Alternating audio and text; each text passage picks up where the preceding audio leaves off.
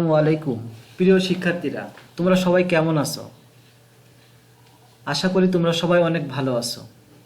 আগামী 15 তারিখ অনুষ্ঠিত পরীক্ষার জন্য আমি তোমাদের 3টি লেকচার দিয়েছি। প্রথম পত্রে 2টি লেকচার এবং দ্বিতীয় পত্রের 1টি লেকচার। আজকে আমি তোমাদের দ্বিতীয় পত্রের 8ম অধ্যায় মুদ্রাস্ফীতি অধ্যায় সম্পর্কে আলোচনা করব। বরাবরের মতোই তোমরা আমার লেকচারটা দেখবা এবং বইটা খুব ভালোভাবে পড়বে। ফলে তোমরা এই অধ্যায় থেকে অনেক কিছু জানতে পারবা এবং পরীক্ষায় আশা করি অনেক ভালো করবা।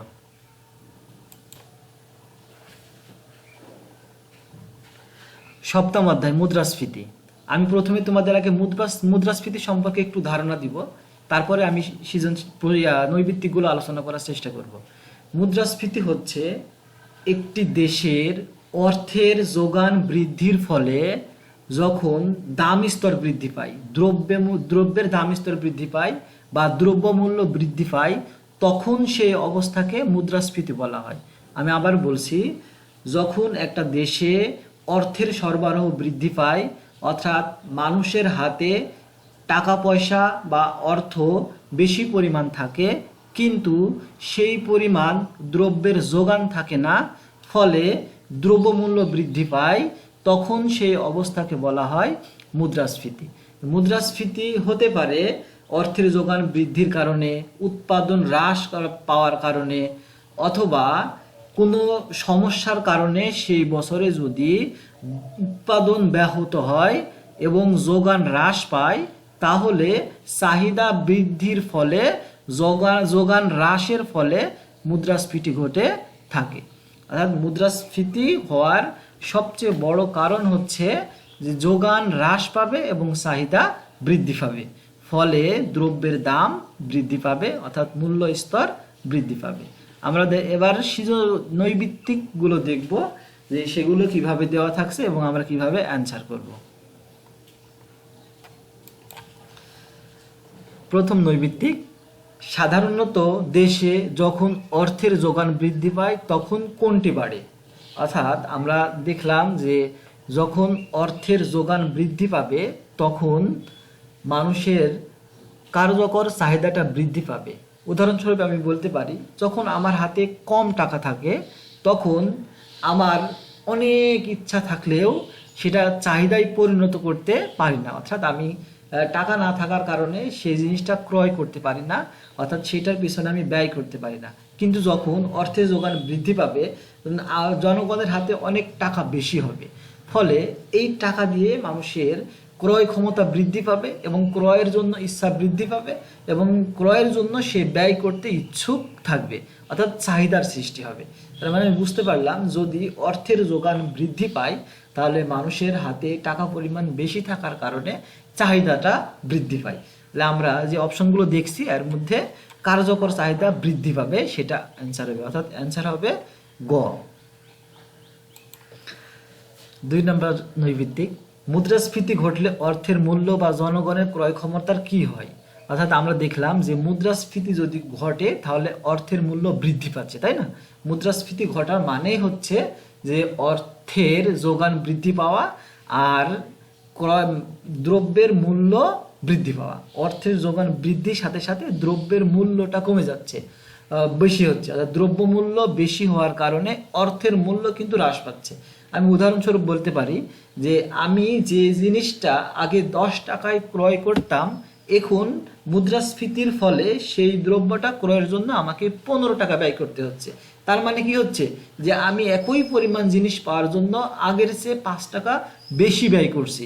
এতে কি হলো যে আগের 10 টাকা মূল্য সমান সমান বর্তমানের 15 টাকা মূল্য, অর্থাৎ মূল্যটা কমে যাচ্ছে। এখন 15 টাকায় যে জিনিসটা আমি পাচ্ছি আগে 10 টাকায় সেই জিনিসটা পাইতাম। তার মানে এখানে কি হচ্ছে, আমাকে বেশি পরিমাণ অর্থ ব্যয় করতে হচ্ছে, অর্থাৎ অর্থের মূল্যটা কমে যাচ্ছে এবং জনগণের ক্রয় ক্ষমতাটা হ্রাস পাচ্ছে। জনগণ আগে যে পরিমাণ ব্যয় করে যতটুকু দ্রব্য ক্রয় করতে পারত, ঠিক ওই পরিমাণ ব্যয় করে জনগণ এখন সেই পরিমাণ দ্রব্য ক্রয় করতে পারছে না, অর্থাৎ খ নম্বরে বলা হচ্ছে ক্রমশ হ্রাস পাচ্ছে। আমি এই বিষয়টা আবার ভালোভাবে বলছি, খুবই ইম্পর্টেন্ট একটা নৈবিত্তিক, যে যদি মুদ্রাস্ফীতি ঘটে তাহলে অর্থের মূল্য অর্থাৎ টাকা পয়সার মূল্যটা কমে যায় এবং জনগণের ক্রয় ক্ষমতাও কমে যায়, অর্থাৎ মানুষ কম ক্রয় করতে পারে যদি মুদ্রাস্ফীতি ঘটে। মুদ্রাস্ফীতি এমন একটি অবস্থা যখন অর্থের মূল্য ক্রমাগত হ্রাস পায়। এই উক্তিটি ক্রাইথার, তোমরা মুদ্রাস্ফীতি অধ্যায়ে যখন পড়বা তখন দেখতে পাবো ওখানে বেশ কিছু অর্থনীতিবিদের মুদ্রাস্ফীতি সম্পর্কে সংজ্ঞা দেওয়া আছে, তোমরা অবশ্যই সেগুলো দেখে নেওয়ার চেষ্টা করবা। সরকার কর্তৃক প্রচলিত অর্থের পরিমাণ বৃদ্ধির ফলে দামি স্তর বাড়লে কোন ধরনের মুদ্রাস্ফীতি দেখা যায়? মুদ্রা বৃদ্ধিজনিত মুদ্রাস্ফীতি, মুদ্রা বৃদ্ধি পাওয়ার ফলে যে মুদ্রাস্ফীতি ঘটবে সেটা মুদ্রা বৃদ্ধিজনিত মুদ্রাস্ফীতি। উৎপাদন উপকরণের দাম বৃদ্ধির ফলে কোন ধরনের মুদ্রাস্ফীতি দেখা যায়? এটা যে ব্যয় বৃদ্ধিজনিত মুদ্রাস্ফীতি, অর্থাৎ উৎপাদনের উপকরণ, যদি আমি শ্রমের কথা চিন্তা করি, অর্থাৎ শ্রমের যখন মূল্যটা বেড়ে যাবে, মজুরিটা বেড়ে যাবে, তখন উৎপাদন খরচটা বেড়ে যাবে, অর্থাৎ ওই দ্রব্যটা উৎপাদন করার জন্য যে উপকরণ দরকার সেগুলোর দাম বাড়ার ফলে অটোমেটিক্যালি ওই দ্রব্যটার দাম বেড়ে যাবে। কারণ একজন উৎপাদনকারী যদি বেশি দামে উৎপাদন করে তাহলে সেটা কম দামে বিক্রয় করার কোনো সুযোগ নাই। অর্থাৎ সেটা সরবরাহ কম হোক বা উৎপাদন কম হোক, বিষয়টা এমন না।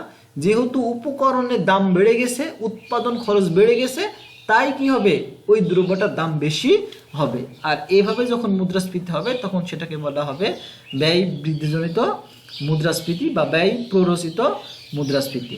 মৃদু মুদ্রাস্ফীতি এর প্রধান বৈশিষ্ট্য কোনটি? মুদ্রাস্ফীতি ধীর গতি সম্পন্ন, অর্থাৎ আস্তে আস্তে মুদ্রাস্ফীতি ঘটে, এটা মৃদু মুদ্রাস্ফীতির বৈশিষ্ট্য। উৎফলন মুদ্রাস্ফীতিতে দ্রব্যমূল্য কিভাবে বাড়ে? অর্থাৎ উৎফলন বলতে গেলে এখানে লাফিয়ে লাফিয়ে বাড়া, অর্থাৎ কি হয়, খুব দ্রুত গতিতে মুদ্রাস্ফীতি বৃদ্ধি পায়। কার মতে দমিত মুদ্রাস্ফীতি উন্মুক্ত মুদ্রাস্ফীতির চেয়ে খারাপ? এটা হচ্ছে মিল্টন ফ্রিডম্যান বলেছে যে দমিত মুদ্রাস্ফীতি উন্মুক্ত মুদ্রাস্ফীতিতে চেয়ে বেশি খারাপ পরিস্থিতি সৃষ্টি করে। ভোক্তার মূল্য সূচক পরিমাপে কোন দ্রব্য বিবেচনা করা হয়? নির্দিষ্ট দ্রব্যগুচ্ছ বিবেচনা করা হয়। মুদ্রাস্ফীতি পরিমাপে সিপিআই এর পূর্ণরূপ কি? এখানে সিপিআই পূর্ণরূপ হচ্ছে কনজিউমার প্রাইস ইন্ডেক্স, অর্থাৎ কনজিউমার প্রাইস ইন্ডেক্সের সংক্ষিপ্ত রূপ হচ্ছে সিপিআই। দামি স্তর বৃদ্ধি পেলে কোনটি ঘটে? দামি স্তর বৃদ্ধি পেলে অর্থের মূল্য কমে যায়, যেটা আমি আগেও তোমাদের বললাম যে যখন দাম বেড়ে যাবে তখন অর্থের মূল্যটা কমে যাবে, টাকা পয়সার মূল্যটা কমে যাবে। অর্থাৎ দাম বাড়ার কারণে আমি আগে যে টাকা বা অর্থ দিয়ে যতটুকু দ্রব্য ক্রয় করতে পারতাম সেটা আর এখন করতে পারি না। ভোক্তাদের ব্যয় সম্পর্কিত তথ্য সংগ্রহ করে দাম সূচক নির্ণয়ের পদ্ধতিকে কি বলা হয়? উৎপাদকের মূল্য সূচক, অব্যক্ত অবমূল্যায়ন সূচক, ভোক্তার মূল্য সূচক, মুদ্রাস্ফীতি জনিত ফাঁক। এটা হচ্ছে ভোক্তার মূল্য সূচক। মুদ্রাস্ফীতির বিপরীত অবস্থাকে কি বলা হয়? মুদ্রা সংকোচন বলা হয়। মুদ্রাস্ফীতি মানে আমি যেটা বললাম যে অর্থের সরবরাহ বৃদ্ধিটা, অর্থের সরবরাহ বৃদ্ধির ফলে দামটা বেড়ে যাওয়া। আর এর বিপরীত অবস্থা হচ্ছে মুদ্রা সংকোচন, অর্থাৎ মুদ্রার সংকট দেখা দিবে, বাজারে বা একটি দেশে মুদ্রার সরবরাহটা কমে যাবে, সেই অবস্থাটা হচ্ছে মুদ্রাস্ফীতির বিপরীত অবস্থা, যেটাকে বলা হয় মুদ্রার সংকোচন, অর্থাৎ মুদ্রার অভাব সৃষ্টি হবে বা মুদ্রার সরবরাহটা হ্রাস পাবে। অধিকাংশ দ্রব্য সামগ্রীর দাম ও ব্যয়ের হ্রাসকে মুদ্রা সংকোচন বলে। উক্তিটি কার? উক্তিটি স্যামুয়েলসনের। করজনিত মুদ্রাস্ফীতি কিসের উপর নির্ভর করে? কর সঞ্চালন হারের উপর নির্ভর করে। অর্থাৎ করজনিত মুদ্রাস্ফীতি হচ্ছে কর বৃদ্ধির ফলে যদি মুদ্রাস্ফীতিটা ঘটে সেটি হচ্ছে করজনিত মুদ্রাস্ফীতি। কর সঞ্চালন যত বেশি হবে, করের হারের পরিমাণ যত বেশি হবে, মুদ্রাস্ফীতির পরিমাণটা তত বৃদ্ধি পাবে। ঘাটতি ব্যয় পূরণের জন্য সরকার সাধারণত কি করে থাকে? সরকার মুদ্রা সৃষ্টি করে থাকে। অর্থাৎ যদি ঘটনা এমন হয় যে সরকার যতটুকু ব্যয় করতে চাচ্ছে ঠিক ততটুকু আয় করতে পারে নাই, সরকার সেক্ষেত্রে কি করবে? সরকার সেক্ষেত্রে নতুন মুদ্রা সৃষ্টি করে সেই ঘাটতিটা পূরণ করার চেষ্টা করবে। কর হ্রাস করলে জনগণের আয়ে কি প্রভাব দেখা দেয়? ব্যয়যোগ্য আয় বৃদ্ধি পায়। যদি এমন হয় যে আমি 100 টাকা ইনকাম করতাম, সরকার বললো তুমি 100 টাকা ইনকাম করেছো, তোমাকে 80 টাকা দিয়ে দিতে হবে, তখন আমার কাছে শুধু 20 টাকা খাওয়ার মতো থাকবে। এবার যদি সরকার বলে যে তুমি 100 টাকা আয় করছো, তোমাকে 20 টাকা দিতে হবে, তাহলে আমার ব্যয়যোগ্য আয় কত হবে? 80 টাকা। অর্থাৎ আমি তখন 80 টাকা ব্যয় করতে পারবো। আর কর যত হ্রাস করবে আমার ব্যয় করার অর্থ অর্থাৎ ব্যয়যোগ্য আয় তত বৃদ্ধি পাবে। সমাজে ব্যয়যোগ্য আয় বৃদ্ধির কারণ নয় কোনটি? অর্থাৎ কর বৃদ্ধি করলে ব্যয়যোগ্য আয় বৃদ্ধি হবে না, যেটা আগের প্রশ্নেই আমি তোমাদের আলোচনা করলাম। মুদ্রাস্ফীতির প্রধান কারণ কোনটি? মুদ্রাস্ফীতির প্রধান কারণ আমি প্রথমে বেশ কিছুগুলো কারণ বললাম, তার মধ্যে সবচেয়ে বড় কারণ যেটা বলেছি আমি, অর্থের যোগান বৃদ্ধি পাবে।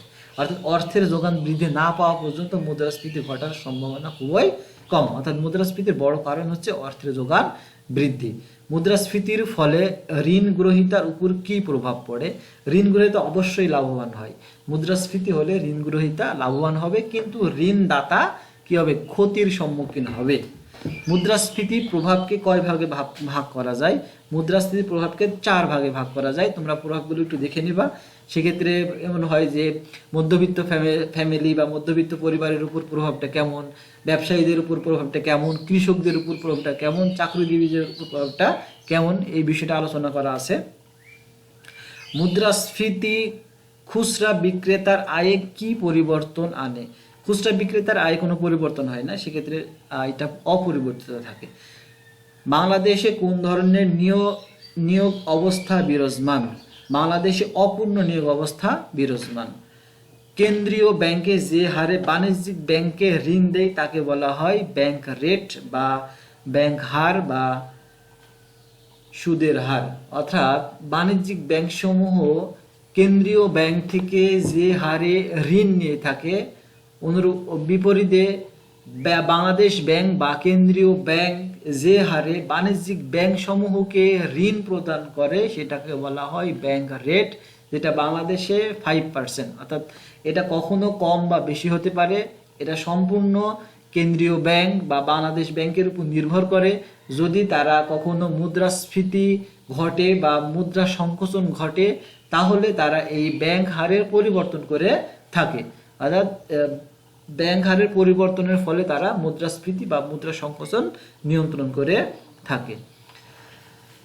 তোমরা অবশ্যই সুন্দরভাবে মনোযোগ সহকারে লেকচারটা দেখবা, এবং আমি আবারও বলছি, এই লেকচার দেখার পরে বইটা খুব খুব ভালো করে পড়ার চেষ্টা করবা, তবেই তোমরা এই অধ্যায় থেকে খুব ভালোভাবে জানতে পারবা। আশা করি তোমরা আমার এই সবগুলো লেকচার দেখবা এবং সামনের পরীক্ষাটা খুব সুন্দর দিবা। সবাই ভালো থাকো, সুস্থ থাকো। আসসালামু আলাইকুম।